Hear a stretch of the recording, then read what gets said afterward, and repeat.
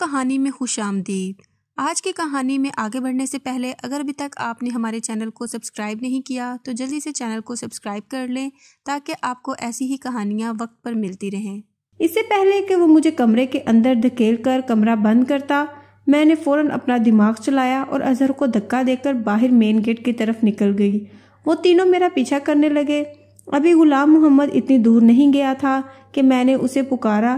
اس نے پلٹ کر مجھے دیکھا۔ میں بھاگتے ہوئے اس کے پاس پہنچی۔ میرے پیچھے اس وقت 3 مرد بھاگ رہے تھے۔ اس وقت اندھیرا چھا چکا تھا۔ وہ جگہ بھی سنسان تھی جہاں اظہر نے مجھے بلایا تھا۔ میں غلام محمد کے پیچھے جا کر چھپ گئی۔ تینوں مرد ہم تک پہنچ گئے اور غلام محمد سے کہنے لگے، اس لڑکی کو ہمارے حوالے کر دو ورنہ ہم تمہیں جان سے مار دیں گے۔ اس نے جواب دینے کی بجائے مارنا شروع کر دیا۔ بدلے میں وہ لوگ بھی غلام محمد کو مارنے لگے تو کچھ دیر میں لوگوں کا ہجوم آ گیا۔ اللہ کی کرنی یہ ہوئی کہ وہاں سے پولیس گزر رہی تھی۔ پولیس کو دیکھ کر وہ لوگ بھاگنے کی کوشش کر رہے تھے لیکن وہ لوگ پکڑے جا چکے تھے۔ پولیس کب سے ان کی تلاش میں تھی۔ یہ لوگ لڑکیوں کو اپنی محبت کے جال میں پھنسا کر آگے بیچ دیتے ہیں۔ اللہ تعالیٰ نے مجھے بچا لیا۔ غلام محمد کے ہونٹوں کے پاس زخم ہو چکا تھا۔ پہلی بار مجھے اس کے زخم دیکھ کر دکھ ہوا۔ وہ مجھے بس سٹاپ لے گیا۔ میں اس سے نظریں ملانے کے قابل نہ تھی۔ وہ ان پڑھ ہو کر بھی باظرف نکلا۔ مجھے اپنا آپ اس کے سامنے چھوٹا سا لگنے لگا۔ وہ مجھ سے پوچھنے لگا، زارا کہاں جانا چاہتی ہو؟ وہ اپنے والدین کے پاس گیا تو میں نے کہا میں آپ کے ساتھ جانا چاہتی ہوں۔ میری بات سن کر اس نے مجھے بڑی حیرت سے دیکھا۔ بس میں ہی شیشے کی چمک دیکھ کر اپنے ہاتھوں کو زخمی کرنے چلی تھی لیکن اللہ کا احسان ہے کہ بچ گئی۔ غلام محمد نے مجھ سے دوسرا کوئی سوال نہیں پوچھا اور مجھے گاؤں لے گیا۔ غلام محمد کی ماں نے فکر مندی سے پوچھا، غلام محمد تمہیں کیا ہوا ہے؟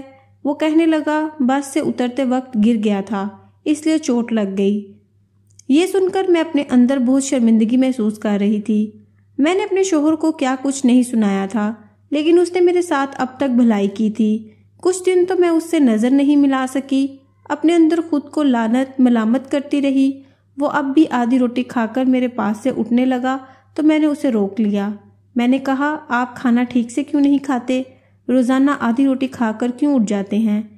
میری بات سن کر غلام محمد حیرت سے دیکھنے لگا اور اٹھ کر نہیں گیا، کھانا کھانے لگا۔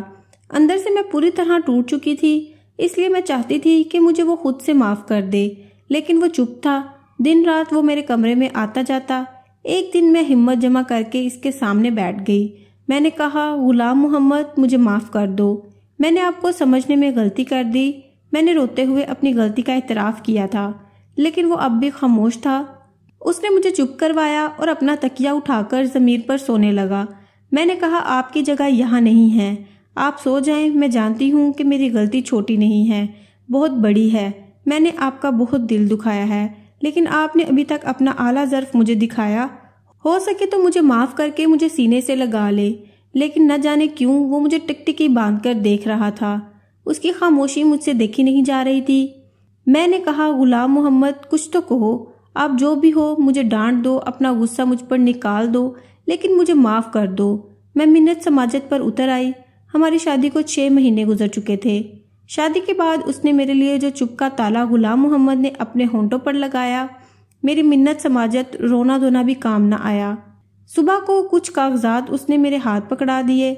مجھ پر تو جیسے آسمان گر پڑا ہو۔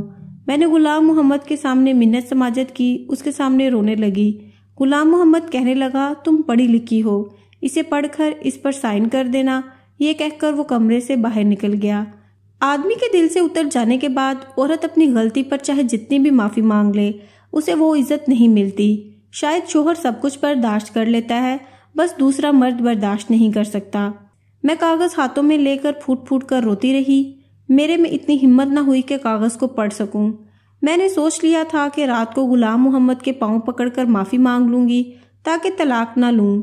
رات کو جب وہ کمرے میں آیا میں اس کے پاؤں کے پاس بیٹھ گئی، گڑ گڑا کر اس سے معافی مانگنے لگی۔ اس نے مجھے دونوں بازوں سے پکڑ کر اٹھا کر کھڑا کیا اور کہنے لگا، اگر تم وہ کاغذ پڑھ لیتی تو یوں نہ روتی، وہ طلاق نامہ نہیں ہے۔ پھر غلام محمد نے دراز سے وہ کاغذ نکال کر میرے ہاتھ میں پکڑا دیا۔ میں نے آنسو صاف کر کے وہ کاغذ پڑھے اور دیکھا کہ وہ زمین کے کاغذات تھے جہاں وہ کھیتی کرتا تھا۔ اپنے حصے کی ساری زمین وہ میرے نام پر کر رہا تھا۔ میں نے حیرت بھری نظروں سے اسے دیکھا۔ وہ سب کچھ اپنا مجھے کیوں سونپ رہا تھا؟ میں نے کہا، غلام محمد، یہ سب میرے نام کیوں کر رہے ہو؟ وہ کہنے لگا، اس لیے تم میری بیوی ہو، میں کل شہر جا رہا ہوں، کچھ دن بعد لوٹوں گا۔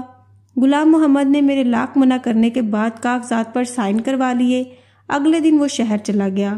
4 دن میں نے بڑی بے صبری سے اس کا انتظار کیا۔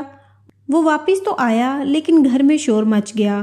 غلام محمد کی میت گاؤں آئی تھی۔ میری تو ساری دنیا اجڑ گئی۔ اس کا ایک شہری دوست اس کی میت لے کر آیا تھا۔ اسی نے بتایا تھا پچھلے 2 مہینے پہلے ہی غلام محمد کو معلوم ہوا کہ اسے کینسر ہے، وہ زیادہ دن نہیں بچ سکتا۔ کون سا غم اسے کھائے جا رہا تھا جو اس کی جان ہی لے گیا۔ مجھ پر غشی کے دورے پڑنے لگے۔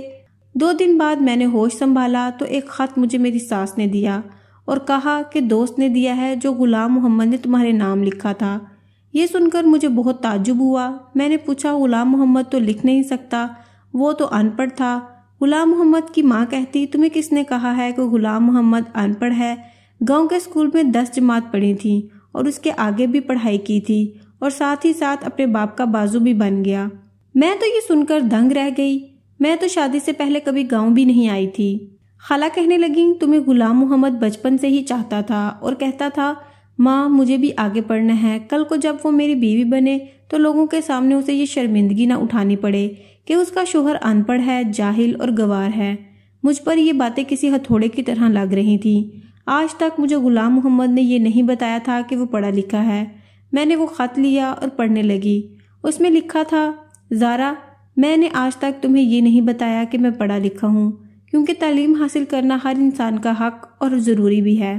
پھر ان باتوں کو سب کے سامنے جتایا جائے تو یہ ضروری تو نہیں ہوتا۔ میں نے جب سے ہوش سنبھالا ہے اپنی ماں کو یہی کہتے سنا ہے کہ وہ تمہیں اپنی بہو بنانا چاہتی ہیں، اس لیے میرے دل میں تمہاری محبت بچپن سے ہی تھی۔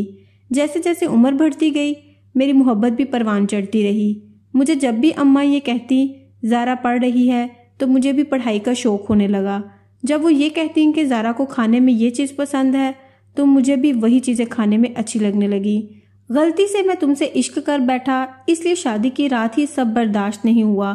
میں نے آج تک کبھی آنسو نہیں بہائے تھے، رونا تو بہت دور کی بات ہے، ہر حالات کا ڈٹ کر مقابلہ کیا تھا، لیکن اس دن تو میں ٹوٹ کر ہی رہ گیا تھا۔ مرد سب کچھ برداشت کر سکتا ہے، لیکن اگر لڑکی شادی کی پہلی رات یہ کہہ دے کہ وہ شوہر کی جگہ کسی اور سے محبت کرتی ہے تو شوہر کا اعتبار چکنا چور ہو جاتا ہے۔ میں بھی ٹوٹ چکا تھا۔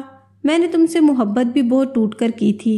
جب تم میرے سامنے اپنے عاشق کی باتیں کرتی، وہ باتیں جس پر شوہر ہونے کے ناطے میرا حق تھا، میرا دل خون کے آنسو روتا تھا۔ تب ہی غم مجھے کینسر میں مبتلا کر گیا۔ تب مجھے پتہ بھی نہ چل سکا، میں نے اپنی ساری جمع پونجی تمہارے نام کر دی کہ میرے مرنے کے بعد تمہارے ساتھ کوئی تمہاری حق تلفی نہ کر سکے۔ زارا خط پڑھتے ہوئے یہ کہنے لگی، یہ میں نے کیا کر دیا؟ کیوں کر دیا؟ میں نے سوچا سمجھا کیوں نہیں؟ میری حرکتوں نے میرے شوہر کی جان لے لی۔ میری ساس مجھے دیکھ کر گھبرا ہی گئی، کہنے لگی، زارا ایسا کیا لکھ دیا ہے اس نے؟ میں کیا جواب دیتی، کیا کہتی کہ میں نے کیا کھو دیا ہے؟ میں روتی ہوئی اپنے آپ سے کہا، تمہاری جگہ میں مر جاتی۔ غلام محمد، تم نے مجھ جیسی سے کیوں محبت کر لی؟ کاش کہ تم زندہ ہوتے تو تمہارے بدلے میں مر جاتی۔ میرے آنسو نہیں رک رہے تھے۔ ایک دفعہ غلام محمد وفا نبھا کر جا چکا تھا اور ایک وفا کا وعدہ میں نے کر لیا تھا، اور میں اب بھی غلام محمد کی بیوہ ہوں۔ اپنے شوہر سے محبت میں نے اس کے مرنے کے بعد کی تھی۔ جب میں بیمار رہنے لگی تو مجھے یہی لگتا تھا کہ غلام محمد کے انتقال کو چند گھنٹے ہی ہوئے ہیں۔ جیسے اب میں نے خط پڑھ کر رکھا ہے، میرا زخم آج بھی ہرا ہے، میرے دکھ میں کبھی کمی نہیں آ سکی۔ میری درخواست ہے، جو بھی لڑکی تعلیم کو سر پر سوار کر لیتی ہیں اور اپنے ان پڑھ شوہر کو حقارت کی نظر سے دیکھتی ہے، وہ اپنے شوہر کی قدر کریں۔ جتنا مخلص وہ آپ سے ہے، کوئی سڑک چھاپ عاشق نہیں ہو سکتا۔ کاش یہ بات میں نے پہلے سمجھ لی ہوتی تو غلام محمد آج بھی زندہ ہوتا۔